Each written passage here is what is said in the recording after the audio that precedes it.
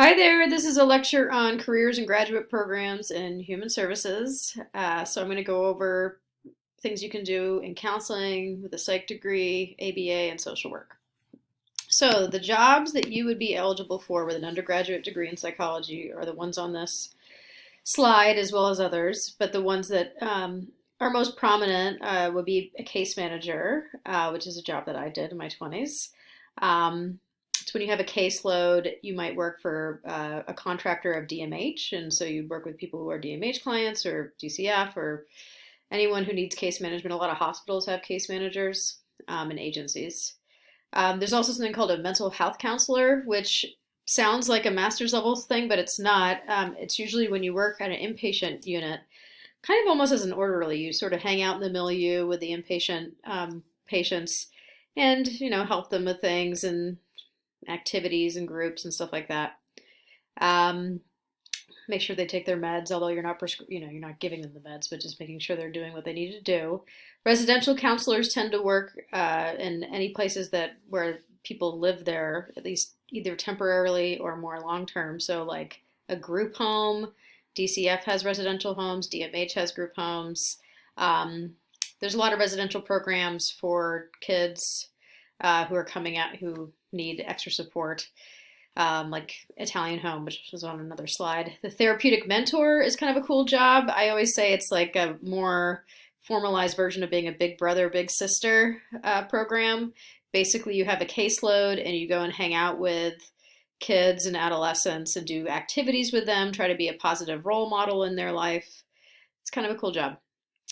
But you go to in the community and into the home or to the school. Probation parole officer, yes, that's a job that you can do with an undergrad. Their DYS also has jobs where you can work with adolescents who might be running away from home or have truancy issues and showing up to school. Clinical research coordinator and research assistant, those jobs are both very research heavy, so you should probably only do those if you're more interested in doing research. They're usually based in hospitals or academic settings.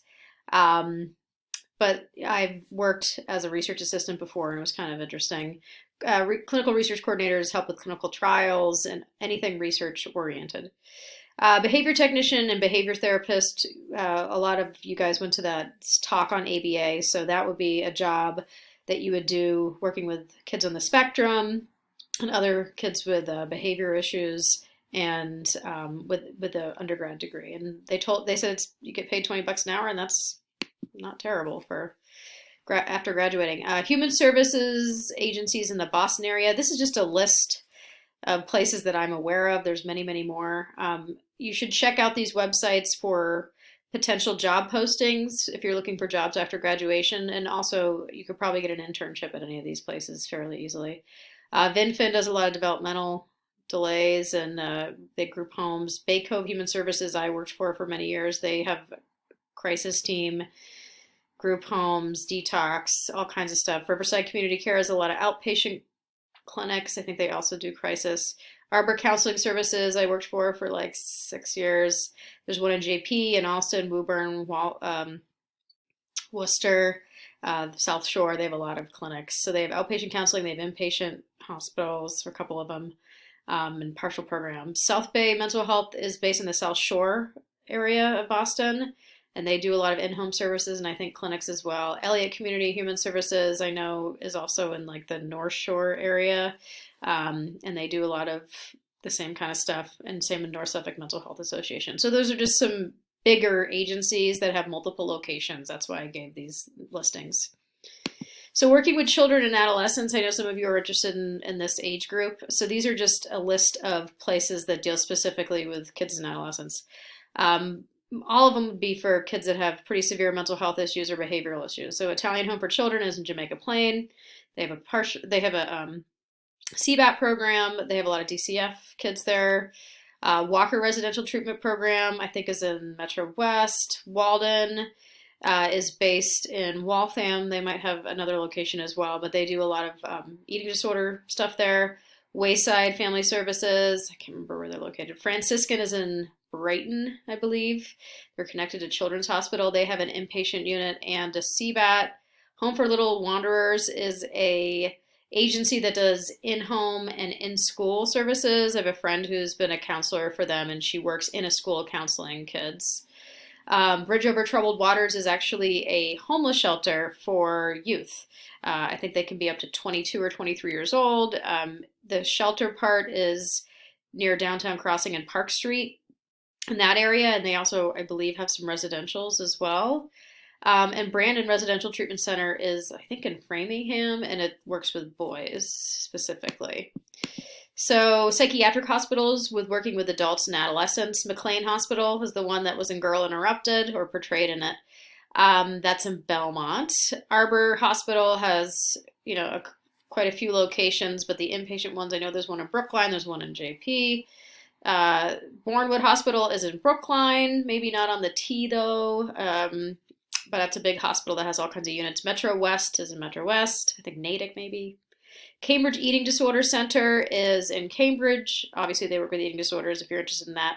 And same with Walden Behavioral Care is eating disorders too. South Coast Behavioral Health is in the South Coast. So, and these are just a few of them. There's actually several more. I just put up a couple of them. I've talked about this before, but I'm going to just say it again, which is that LaSalle has a connection with Regis College. So if you are interested in ABA, you could actually do 1 or 2 grad classes your senior year and use that towards a degree, a master's degree. You could do any of these. Master's in Counseling, LMHC, which is one of the degrees I have.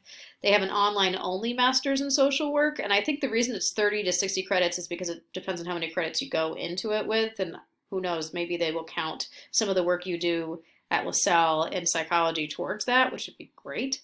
They have an online-only master's in public health as well, which is a different kind of thing, but still in human services. LaSalle has a cross-registration partnership with Regis College, so students in their senior year can take 1 or 2 classes as part of undergrad tuition. The reason that's notable is that when you do your master's, you usually can't get grants. You can only get loans. So that means if you have grants now as an undergrad, then that's a way better deal to get master's classes as an undergrad. Because once you get credits as a master's student, you have to pay for them in some way, shape, or form. So it is a good thing to do if you can. So I'm putting Leslie up here just because I know about it. They do have a counseling psych degree that's 60 credits. The one I have is the LMHC. You can also do school counseling, which is only 48 credits for guidance counseling. The only issue there is there's not as many jobs in guidance counseling. It's more specific. So I would only do that if you're really sure that's what you want to do. Expressive therapy there's a lot of, they have art therapy, dance, movement, drama, music therapy, all that kind of stuff. I don't know a lot about that, but I know that they have that program there. And it's about $1,100 per credit. It is a private school, so it is on the, like many private schools, as you'll see, they're on the higher end for how much they cost. So a master's in social work is a really good degree to get if you want to work at a hospital. And also if you probably want the most variety. I think people in social work have more options sometimes than my degree because they can work in hospitals. They can also do kind of non-clinical things too more easily, or maybe it's more common because an MSW is also a degree that you see all over the country, whereas LMHC is almost more certain states. So MSW is every state has. So if you're thinking about like living in different parts of the country, you might want to consider getting an MSW. So Simmons has a program that's only 16 months. That's really short. It's an accelerator program. It's $1,000 a credit, and I think the reason the credits vary is the same thing. If you go in with some credits, then I guess you can take less classes. BU has a macro and a micro MSW, and they have online options.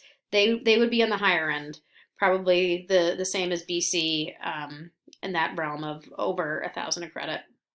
BC is $1,300 a credit, and same thing, 44 to 65 credits. It depends on how many you have going into it. Smith College has a really cool program where you only go to school in the summer. I think it's either for 2 or 3 summers, probably 3 summers. And then you do internships between those summers. So I think you do 2 internships in 3 summers. So that's kind of cool. It's very work-based. So, and then the cheaper ones are, of course, state schools. So if you're really concerned about money and loans, I would urge you to consider doing a state school like Bridgewater State, Salem State, Westfield State College. They're all closer to $500 a credit. So that's half price or even a third of the price as a private school, even though private schools obviously have better names, I guess, and perhaps better connections, but I don't know that for sure. UMass schools, also UMass Boston has an MSW, and they might be cheaper, but I don't know how much they are. And this link right here, and I've posted this PowerPoint, by the way, will show you all the social work programs in Massachusetts. So licensed mental health counselor programs, that's the degree I have. It's a mouthful, so we call that LMHC. It's a 60 credit program. There's one at Lesley, there's one at Regis, there's one at BU, there's one at Boston College, Merrimack College. UMass Online is only $5.75 per credit, which is a little cheaper. And then Suffolk University, William James University, which is in Newton. Walden University is an online program. I don't know much about it, but it's advertised a lot. And Cambridge College is, similar to UMass, fairly cheap. Cambridge College, I believe, I think it's in Cambridge or somewhere in Boston. And then ABA programs. Some of you have been interested in ABA. So if you worked in ABA before getting a master's, which I would urge you to do, or do an internship in ABA, if you were interested in that, there's a lot of jobs in ABA. So William James has a program, Salem State College has one, Assumption College has one, Northeastern, UMass Online, Simmons, Regis, which I already talked about, and Bay Path. And again, there's a link here for all of those programs that you can click on if you want to learn more about them. And lastly, I just wanted you to know that LaSalle students can do a 5th year option with a master's in criminal justice to focus on domestic violence, but that is different than a counseling degree. Some of you have expressed interest in criminal justice and maybe doing forensics or forensic psychology, which is great. But this wouldn't be a bad option to do a 5th year, and because with a master's in criminal justice, you could work, in any kind of forensic situation, which might give you a good entry into the field. Okay, well that's it for now. This PowerPoint will be posted on Canvas as well, and I hope this is helpful when you think about what you're going to do after undergrad.